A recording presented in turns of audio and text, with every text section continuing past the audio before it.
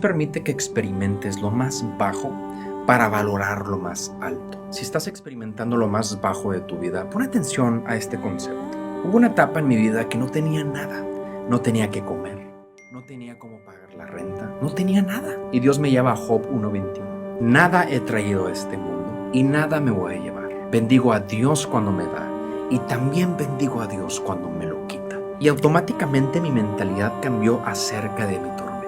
Y entendí que en lugar de pedirle a Dios ayuda en mi situación, mejor bendigo a Dios durante mi situación. Porque cuando alabamos a Dios en la tormenta huye de ti en lugar de tú de ella. Así que si tú estás pasando por algo, es una oportunidad para bendecir y engrandecer el nombre de Dios en donde estás.